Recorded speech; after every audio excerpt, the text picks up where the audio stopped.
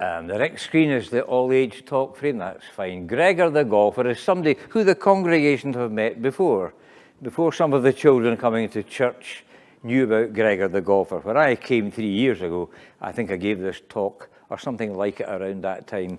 Gregor the golfer has been a friend of mine for many years.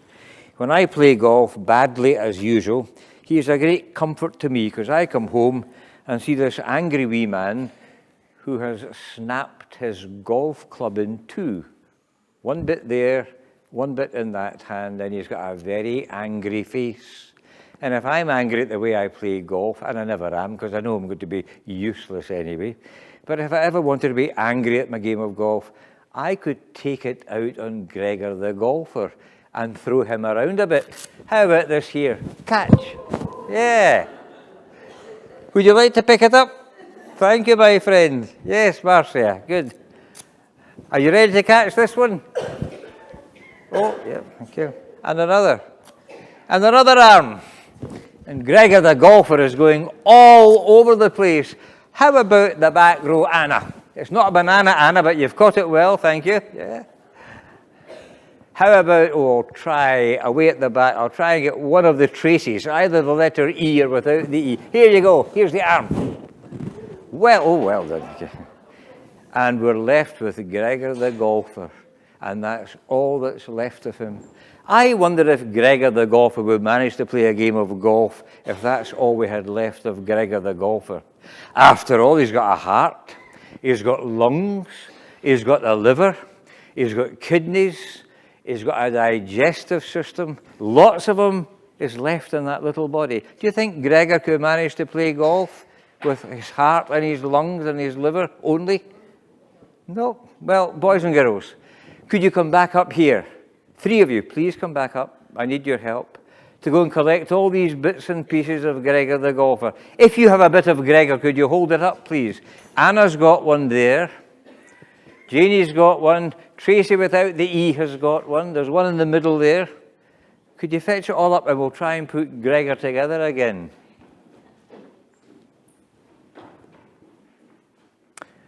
Great. Come and join me here then, just beside the lectern. Thank you. Well, let's see if Gregor can manage a game of golf with his head, because now he's got a brain back. He can think. Do you think Gregor would be able to play a game of golf with his brains to tell him how hard and how far to hit the ball? Not really. What do you think he would need? Will we put something on him? What have you got then, little Ella? Is that his right hand or his left hand? I think it's his left hand. Could you stick it on there to the Velcro patch? Thank you. Good for you. Well, he's got an arm now and part of a golf club. Do you think he'd manage that? Yeah. What, maybe he needs a leg, Cara. Could you put a leg on him? Yeah. Good for you. Clever, thank you. Well, he's now got a leg and an arm and a brain and lungs and a heart. What do you think he'd manage a game of golf with that? Is he needing any more? You've got 2 things there, Ben. You want to put his other leg on? Thank you. Now, you've got his foot kicking in the wrong way. It's kicking into the right, so we'll pop it in that way. That's his feet straight. And Ella, could you take the other arm and pop it on there with the Velcro? Good. Well, I think Gregor will manage his game of golf after all. He's got 2 legs to stand and stand apart, 2 arms. We'll get super glue for his golf club and hopefully it'll work all right. But Gregor the golfer needs all of Gregor to be a golfer.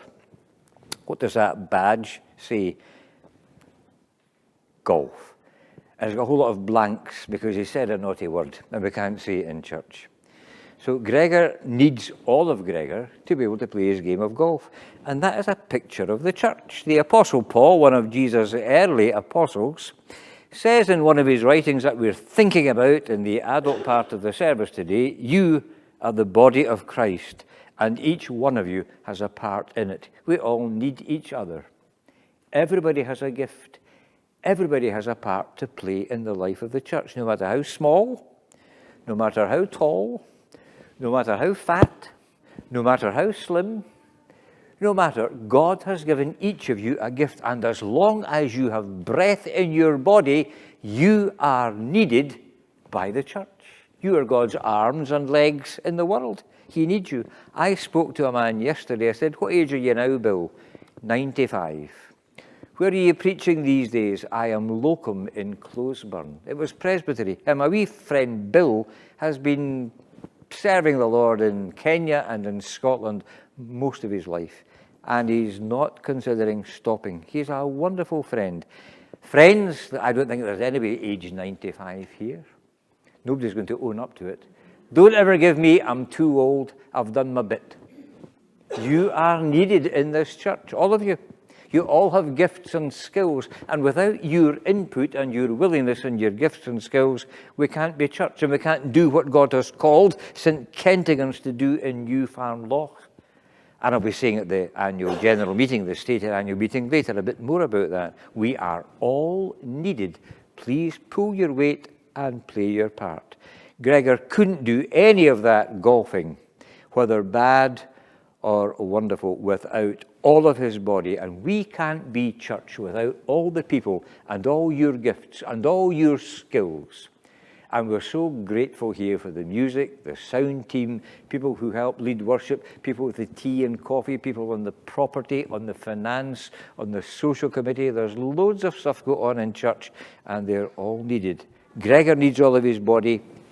God needs all of us to pull our weight and work for him. Thank you for your help today, not only with putting Gregor together, but for showing us the Lord's Prayer. Well done.